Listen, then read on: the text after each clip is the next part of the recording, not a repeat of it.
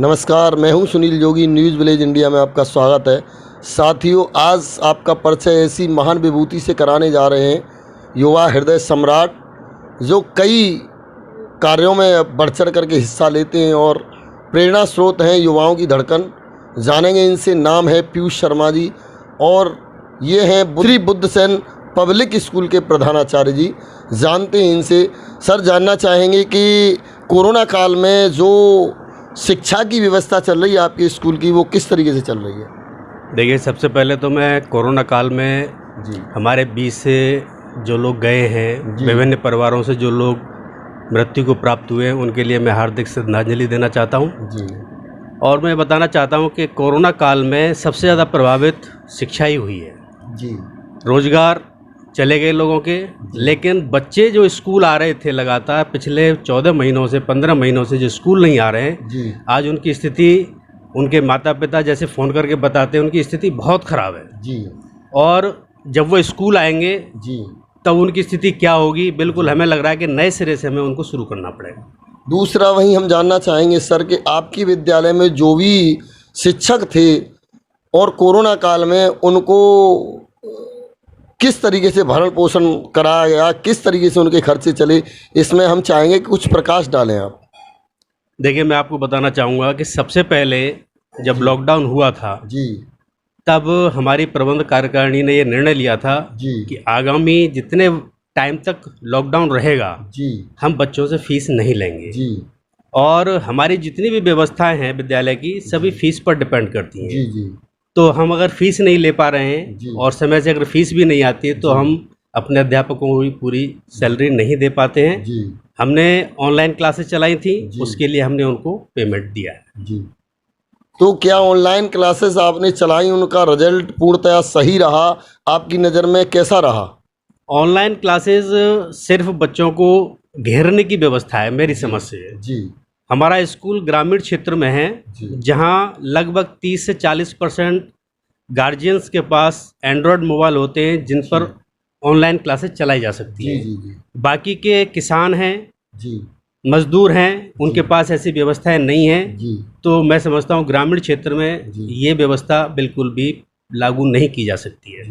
दूसरा मैं जानना चाहूँगा, कोरोना काल से पहले भी मैं समझता हूं कि आपका विद्यालय बहुत ही तेज़ी से अग्रसर हो रहा है, तो क्या कोरोना काल से पहले अभिभावक महोदय ने अपने बच्चों की फीस पूर्णतया जमा कर चुके थे? देखिए, ये विषय सार्वजनिक रूप से खोलने वाला तो नहीं, लेकिन हाँ, ग्रामीण क्षेत्र में जितने भी स्कूल हैं उन सब की फीस प्रभावित होती है। जी। गार्जियंस फीस जमा कराते भी हैं, जी कुछ गार्जियंस लेट कराते हैं, लेकिन कराते हैं। और पिछले लगभग 14-15 महीने से तो कहीं कोई फीस की कोई व्यवस्था है नहीं भाई। जी।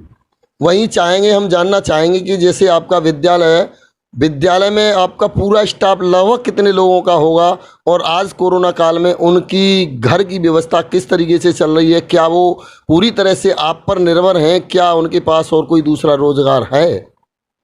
देखिए, मैं आपको बताऊं कि हमारा जो स्टाफ है वो लगभग 22 की संख्या में है। जी 10 से 11 ड्राइवर्स हैं जी और 4 से 5 पियोन भी हैं। जी जी क्योंकि कुछ एक अध्यापक हमारे ऐसे हैं जो कि दूसरे व्यवसाय में भी जुड़े हुए हैं, जी तो उनका काम उस तरीके से चल सकता है। लेकिन जो केवल और केवल शिक्षा पर ही डिपेंड थे, पढ़ाई के ऊपर ही डिपेंड थे, वो बुरी तरह प्रभावित हैं। जी और मेरा ये मानना है कि उन अध्यापकों के लिए जो प्राइवेट सेक्टर में काम करते हैं, उत्तर प्रदेश सरकार को उनके विषय में ज़रूर कुछ सोचना चाहिए। जी। दूसरा मैं आपसे ये पूछना चाहूँगा कि आप के इस विद्यालय में पूरा स्टाफ है, जैसे भी काम चल रहा है उनका ठीक है। दूसरी बात आती है कि आपको ये प्रेरणा कहाँ से मिली? प्रेरणा स्रोत कौन बने आपके, जो आपने अपना क्षेत्र शिक्षा ही चुना?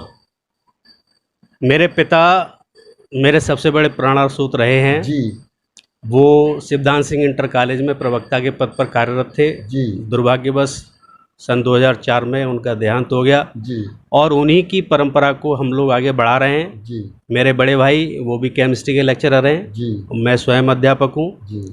और उन्हीं से प्रेरणा लेकर के हम शिक्षा के क्षेत्र में आगे बढ़े हैं। क्या नाम था आपके पिताजी का, और आप कितने भाई हैं? पूरे परिवार का परिचय जानना चाहेंगे इस न्यूज़ विलेज इंडिया चैनल के माध्यम से। मेरे पिताजी का नाम श्री राम अवतार शर्मा है। जी मैंने किसी फिल्म में देखा था कि पिता अगर ना हो जी तब भी उनका नाम है के साथ ही संबोधित होना चाहिए। जी तो मैं अभी भी उनको अपने आसपास ही समझता हूँ। जी हम 3 भाई हैं। सबसे बड़े भाई अमेरिका में रहते हैं जी और पोस्टल सर्विसेज में वहाँ काम करते हैं। और जैसे मुझसे बड़े हैं बीच वाले भाई, वो केमिस्ट्री के लेक्चरर हैं गोंडा में। मैं स्वयं प्रिंसिपल हूँ श्री बुद्धसैन पब्लिक स्कूल में। पिछले 20 साल से मैं वहाँ अपनी सेवाएं दे रहा हूँ। इसी के साथ हम जानना चाहेंगे, ये तो रही आपकी शिक्षा के क्षेत्र की बात। दूसरा, विशेष सूत्रों से पता चला है कि आपके ही कस्बा में एक संस्था चलती है, जिस संस्था का नाम है सहयोग एक सामाजिक पहल। आपका क्या किरदार रहता है साहब उसमें? देखिए, किरदार व्यक्ति के बहुत सारे होते हैं और कब कौन सा किरदार जी सामने आकर के काम करने लग जाए ये समय की बात है।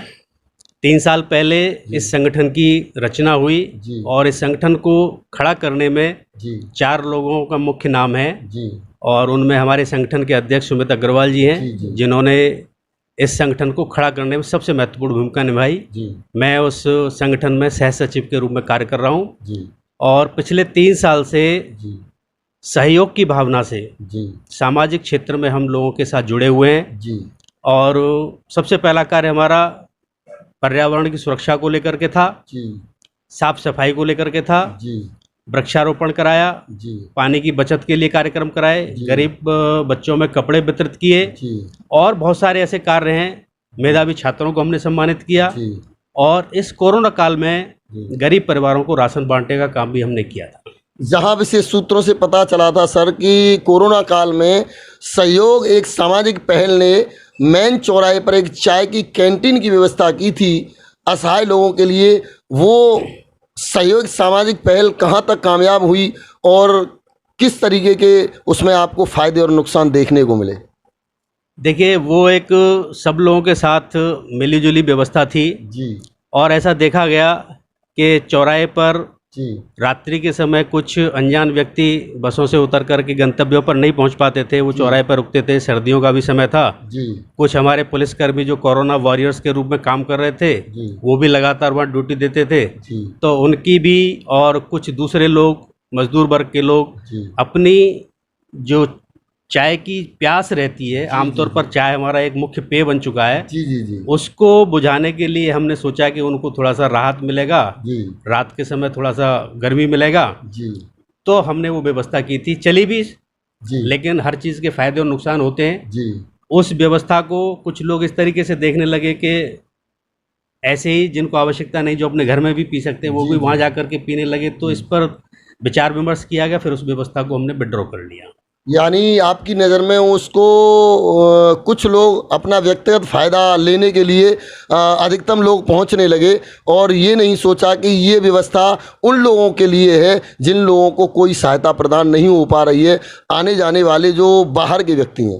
जी, बिल्कुल ऐसा ही था। जी और आने जाने वाले व्यक्ति लाभान्वित जरूर थे, जी जी जी जी लेकिन उसमें कुछ लोग ऐसे भी थे जो उनको ज़रूरत नहीं थी, वो भी उसका इस्तेमाल कर रहे थे जी। और इसी वजह को लेकर के हमने फिर उसको बंद करा दिया। हम जानना चाहेंगे कि आपकी सहयोग सामाजिक पहल में लगभग कितने सदस्य होंगे और क्या इगलास से ही हैं कि इगलास से बाहर भी आपने अपनी सहयोग सामाजिक पहल को फैला रखा है?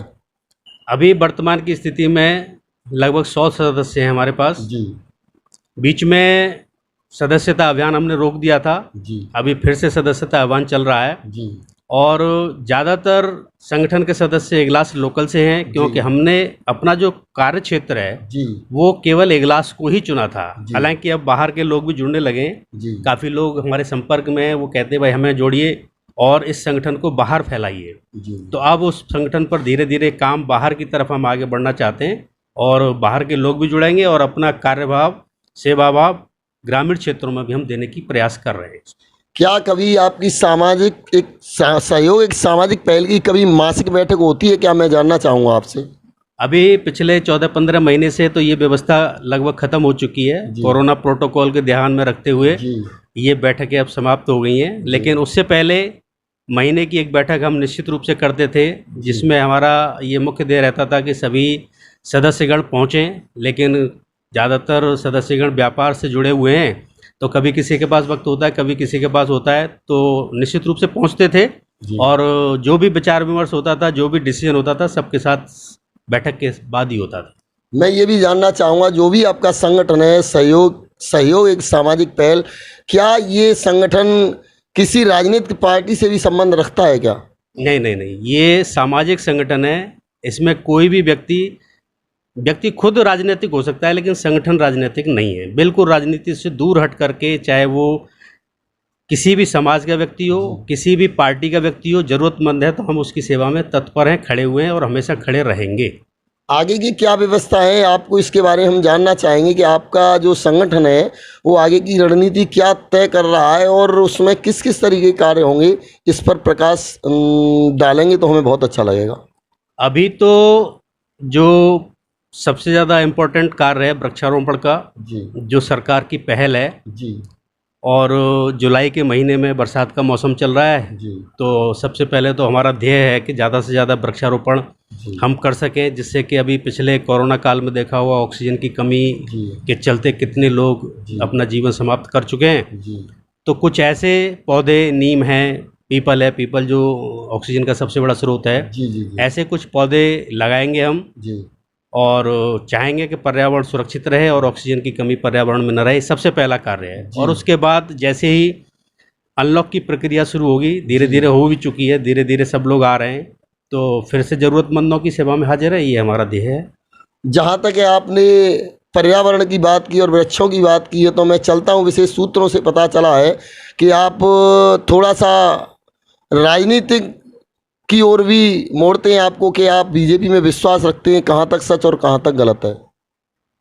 हाँ, संगठन के बाद मेरा जो व्यक्तिगत मत है जी वो सदैव से बीजेपी के साथ रहा है, जी क्योंकि बीजेपी की जो विचारधारा है वो संघ से प्रभावित है जी और मैं स्वयं सेवक भी रहा हूँ और अभी भी स्वयं सेवक बनकर के संघ की विभिन्न कार्यक्रमों में सम्मिलित होता हूँ। जी ये अलग बात है कि संगठन में ऐसी कोई विचारधारा नहीं है, संगठन में सभी पार्टियों के लोग हैं, जी लेकिन मैं बीजेपी की मानसिकता में विश्वास रखता हूँ। मैं संगठन से अलग हटके ही व्यक्तिगत आपकी ही बात कर रहा हूं कि आप बीजेपी में पार्ट प्ले करते हैं। दूसरी बात आपने संघ की कही है, तो क्या मैं जानना चाहूँगा, जब आप संघ की बात कर रहे हैं तो क्या संघ और हमारी भारतीय जनता पार्टी में तालमेल बना हुआ है? ये तो एक दूसरे के पूरक हैं, जी बिना संघ के पार्टी नहीं है और पार्टी हमेशा संघ की विचारधारा से ही काम करती है। तो उधर में हम जानना चाहेंगे, आपने पर्यावरण की बात की, अभी के पौधे लगाएगी हमारी सहयोग एक सामाजिक पहल, तो उधर में तो आपके योगी जी ने 2021 के लिए 30 करोड़ पौधों रोपण करने के लिए ही संकल्प ले रखा है, तो आप तो उधर भी पार्ट प्ले कर सकते हैं। हाँ, क्यों नहीं। सरकार के कार्यक्रमों में भी हम बढ़ चढ़कर हिस्सा लेते हैं और निश्चित रूप से उस पौधारोपण कार्यक्रम का जो 30 करोड़ का लक्ष्य है उसको पूरा करने में हम उनके साथ हैं, उनका सहयोग करेंगे और निश्चित रूप से ये सफल होगा और आने वाले समय में 2022 लक्ष्य है हमारा और निश्चित रूप से फिर से सरकार भारतीय जनता पार्टी की बनेगी। तो जब आप सरकार में सेवाएं देते हैं तो आप बताइए कि कोरोना काल में आपने सरकार की कितनी मदद की? कोरोना काल में सरकार की मदद नहीं, सरकार ने कोरोना काल में लोगों की बहुत मदद की है। जितनी व्यवस्थाएं उत्तर प्रदेश में माननीय योगी जी ने सुदृढ़ तरीके से की, मैं समझता हूं कि पूरे भारत में वो एक रोल मॉडल के रूप में उभर के सामने आए और उत्तर प्रदेश पहला प्रदेश है जहां कोरोना से बहुत जल्दी निजात पाने की और अग्रसर हम हैं। जहाँ तक देखा जा रहा है कि हमने देखा था कि मीडिया के माध्यम से, अखबारों में हमने खबर पढ़ी थी कि जहाँ कोरोना काल में लोगों के इलाज के लिए महामारी संकट बन गई थी, कोरोना की बीमारी, वहीं लोगों के लिए दवाएं पर्याप्त नहीं हो पा रही थी और वेंटिलेटर की व्यवस्था नहीं हो पा रही थी। वहीं पता चला है कि अभी कुछ समय पहले 250 वेंटिलेटर तो ऐसे के ऐसे धरे रह गए। सरकार की ये क्या व्यवस्था थी? सरकार की सारी व्यवस्थाएं चाक चौबंद थी, वेंटिलेटर्स भी थे, पर्याप्त दवाएं भी थी, लेकिन आप जानते हैं कि विपक्ष हमेशा से ऐसे मुद्दों को प्रभावी रूप से उठाने की कोशिश करता है और यही उनका प्रयास था कि इस मुद्दे को लेकर के सरकार को हम धकेलें, सरकार को पीछे धकेलें, सरकार को टारगेट करें और कुछ नहीं था। बाकी सारी व्यवस्थाएं सरकार की एकदम परफेक्ट थी। जहाँ एक बात सार्वजनिक रूप से प्रकाशित हुई और लोगों में एक बात पैदा हुई कि तुम्हारी ऑक्सीजन को लेकर के, कि ऑक्सीजन पर लोगों ने बड़ा अफरा तफरी की और ऑक्सीजन पर बड़ा नोट कमाया, लोगों ने ब्लैकमेल किया, तो क्या आपकी योगी सरकार को इस सब बातों की पता नहीं थी? देखिए, योगी सरकार हमेशा से अच्छा कार्य करती रही है। जी ब्लैकमेलर्स योगी सरकार में ही नहीं, हर सरकार में उपलब्ध होते हैं जी और वो अपना कार्य करते हैं। लेकिन जितना मीडिया ने, जितना पत्रकार बंधुओं ने, जितना विपक्ष ने जी हाईलाइट किया उसको, ऐसी कोई व्यवस्था नहीं थी, ऐसा कुछ हुआ ही नहीं। लेकिन ऐसी एक दो व्यवस्थाएं तो रहती हैं कि साहब उन्होंने ब्लैक किया, उन्होंने इंजेक्शंस को ब्लैक किया, जी। तो वो लोग पकड़े गए, उनकी सख्त सख्त कानूनी कार्रवाई हुई और जेल में भी ऐसे कुछ लोग। दूसरे मानता हूँ आप कह रहे हैं योगी जी के सारे कार्य ठीक हैं। अभी देखा था सोशल मीडिया पर कि एक उथल पुथल चली हुई थी कि केशव प्रसाद मौर्य जी एक तरफ जा रहे हैं, स्वामी प्रसाद मौर्य जी एक तरफ जा रहे हैं और योगी जी को लाइक नहीं कर रहे हैं। बहुत हलचल हुई थी और योगी जी खुद केशव प्रसाद मौर्य जी के घर पर गए थे। किस लिए गए थे, क्यों गए थे, क्या कारण थे उसके? देखिए, पार्टी की आंतरिक व्यवस्था है जी और बड़े स्तर की व्यवस्था है। मैं इस विषय पे बहुत ज़्यादा आपसे कुछ शेयर नहीं कर पाऊंगा, लेकिन भारतीय जनता पार्टी के परिवार में सब कुछ ठीक है और उत्तर प्रदेश में अगला चुनाव माननीय योगी जी के नेतृत्व में ही लड़ा जाएगा, ये तय है। मैं मानता हूँ आप बहुत बड़े फैन हैं बीजेपी के, लेकिन एक ही बात जानना चाहेंगे कि भारतीय जनता पार्टी को खड़ा करने में लाल कृष्ण आडवाणी जी का बहुत बड़ा महत्वपूर्ण योगदान रहा था। क्या मैं ये जानना चाहूँगा आपसे कि आज लाल कृष्ण आडवाणी जी की हालत कैसी है और कहाँ पर हैं वो? इस समय कभी पार्टी में दिखाई नहीं देते, इसके बारे में आपका क्या कहना है? देखिए, मैं पार्टी का एक बहुत छोटा सा कार्यकर्ता हूँ जी बहुत छोटा, जमीन से जुड़ा हुआ कार्यकर्ता हूँ। जी माननीय लाल कृष्ण आडवाणी जी, जी मोदी जी, जी मुरली मनोहर जोशी जी, ये बड़े स्तर के नेता हैं, उनके विषय में मैं कुछ कह नहीं पाऊँ। सही जनता की आवाज़ के साथ राजकुमार सहयोगी जी हैं, हम सब हैं और उनका परिवार पूरा जनता के साथ है, चाहे वो जो भी फैसला दे। तो वहीं हम जानना चाहेंगे कि आप अपने पूर्ण विश्वास से कह सकते हैं कि 2022 में पूर्ण बहुमत में आपकी बीजेपी आएगी? पिछला जो देय था वो था 300 प्लस, जी। इस बार टारगेट 350 प्लस। वहीं एक तरफ हम आपसे पूछना चाहेंगे कि जो कोरोना वैक्सीन आई थी कोविड-19, उसके बारे में श्री अखिलेश यादव जी जो समाजवादी पार्टी के मुखिया हैं, उन्होंने कहा था कि मैं बीजेपी की वैक्सीन नहीं लगवाऊंगा। क्या कारण रहे ऐसे? क्या उस वैक्सीन में ऐसा क्या था जो अखिलेश यादव जी ने मना कर दिया? केवल और केवल विरोध, बाकी ऐसा कुछ नहीं था। उनके पिताजी ने वो वैक्सीन ली जी और मैं समझता हूँ कि उनको भी वैक्सीन ले लेनी चाहिए। जी और सरकार का ये तो बहुत अच्छा कार्य है टीकाकरण, जी उसमें कोई विरोध की अवस्था और कोई विपक्ष की अवस्था नहीं होनी चाहिए। सबको इसमें सामूहिक रूप से सहयोग करके इस व्यवस्था को पूर्ण करने में उनकी मदद करनी चाहिए सरकार की। हम चाहेंगे आपसे जानना कि जहां अभी टीवी चैनलों पर 2-4 दिन पहले दिखाया गया था कि महाराष्ट्र के एक निजी अस्पताल में 2040 लोगों को नकली वैक्सीन लगा दी गई, इस पर क्या आपकी भारत सरकार, भारतीय जनता पार्टी की बिल्कुल भी नज़र नहीं थी?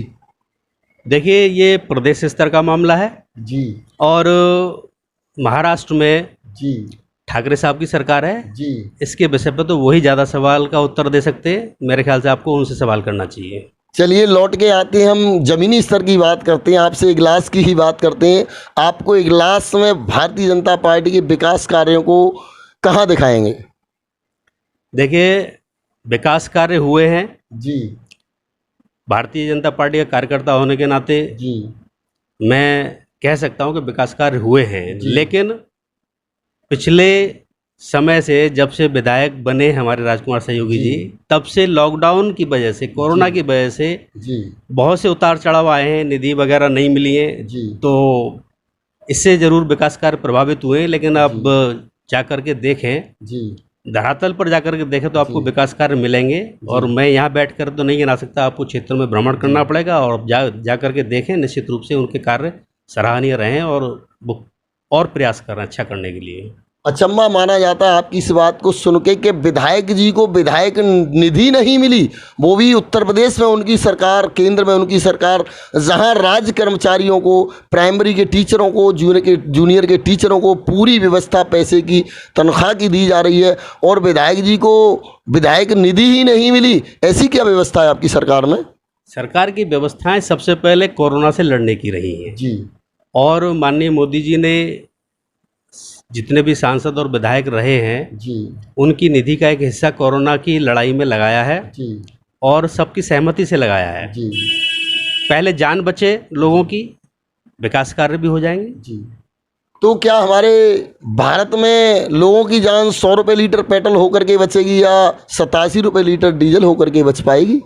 देखिए, डीजल और पेट्रोल के दाम प्रत्येक सरकार में बढ़ते आए हैं जी और ये जो बढ़ोतरी है ये अंतर्राष्ट्रीय दामों के, अंतर्राष्ट्रीय स्तर के विषय पर हम चर्चा करेंगे। जी तो वहाँ जा कर के पता चलता है कि पेट्रोल डीजल के दाम क्यों बढ़े। और मैं दूसरा ये कहना चाहता हूँ, जिस किसी भी राज्य को ऐसा लगता है कि पेट्रोल और डीजल के दाम बढ़े हुए हैं, जी चाहे उत्तर प्रदेश हो, चाहे दूसरे राज्य हों, जी और चाहे जहाँ कांग्रेस की सरकार हो, जी। उनको अपने राज्य का टैक्स कम कर देना चाहिए और पेट्रोल के दाम कम कर देने चाहिए। अगर उनको लगता है अपने प्रदेश की जनता को वो लाभ देना चाहते हैं तो टैक्स कम करें और उनको जो है पेट्रोल उपलब्ध कराएं सस्ते दामों पर। मान लेते हैं कि ये अंतर्राष्ट्रीय मामला है, पेट्रोल डीजल का कहीं ना कहीं प्रभावित हो रहा है मामला, तो ज़मीनी हकीकत को देख लेते हैं कि आपने जो जवाब दिया है कि हर सरकार में पेट्रोल और डीजल के तो दामों में बढ़ोतरी घटोतरी होती रहती है। तो हमारा जहाँ तक मानना है कि जो खाद्य वस्तुएं हैं, जो डेली नीड्स के सामान हैं, देखिए कभी सरसों का तेल ने आसमान नहीं छुआ, कभी रिफाइंड ने आसमान नहीं छुआ।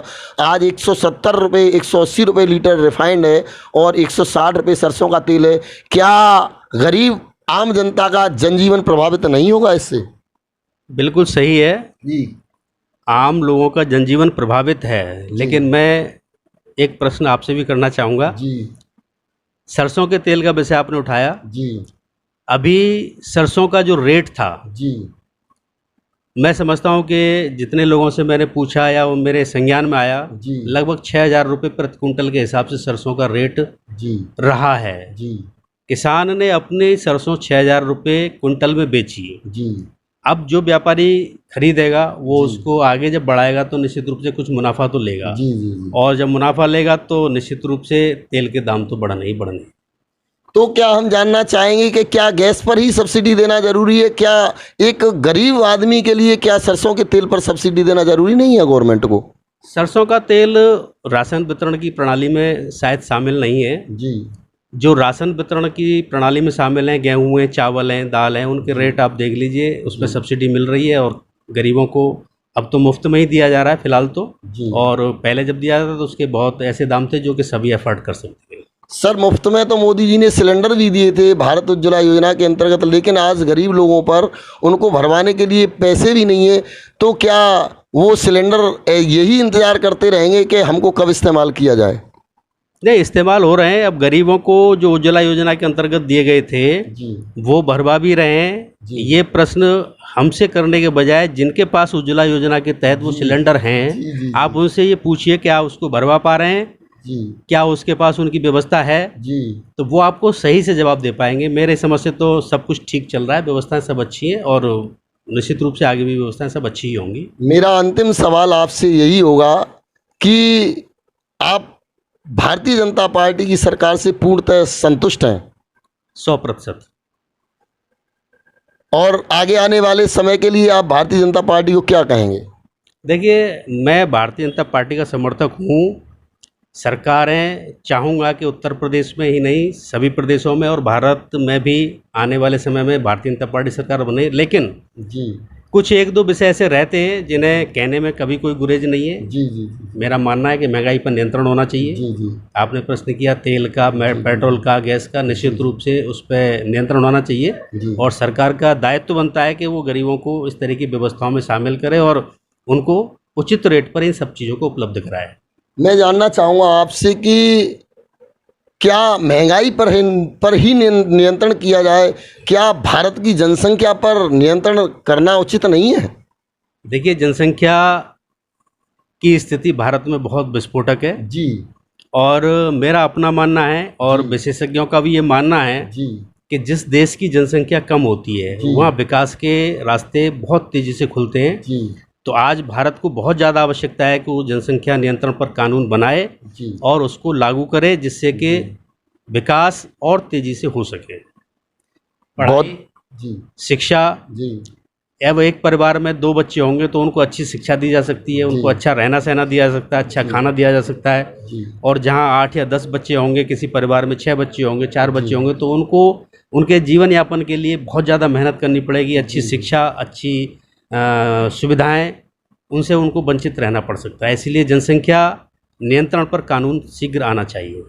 अंतिम सवाल मेरा ये, बिल्कुल लास्ट की ओर जा रहे हैं हम, कि जहां मोदी जी सरकार ने हर घर में शौचालय की व्यवस्था कराई ग्राम प्रधान के द्वारा, वहीं उस शौचालय के लिए 12,000 रुपये प्रति परिवार को दिए गए, और उसमें आज शौचालयों का अगर सर्वे कराया जाए तो अपने आप में वो बदहाल हैं। इसके बारे में आपका क्या कहना है? देखिए, ये मोदी जी का बहुत अच्छा कार्य था। जी जो हमारी बहनें, हमारी माताएं ग्रामीण क्षेत्र में खुले में शौच के लिए जाया करती थी जी और उनके साथ अक्सर घटनाएं घट जाती थी, जी उस सब को रोकने के लिए मोदी जी का विचार था कि शौचालय बनवाए जाएं, जी और उन्होंने बड़े पैमाने पर ये कार्य किया। लेकिन शौचालय बने ज़रूर, लेकिन लोगों की मानसिकता नहीं बदली है। तो हमारा और ये कहना है कि लोग अपनी मानसिकता बदलें, जो शौचालय बने हुए हैं उनका इस्तेमाल करें, और कम से कम महिलाओं को तो कम से कम उसका इस्तेमाल करना ही चाहिए। सोच बदलें, देश बदलेगा। दोस्तों, इसी तरीके की वीडियो देखने के लिए हमारे इस चैनल को लाइक करें, सब्सक्राइब करें, बेल आइकन का बटन दबाना ना भूलें और शेयर ज़रूर करें। नमस्कार, राम राम, सलाम, जय हिंद।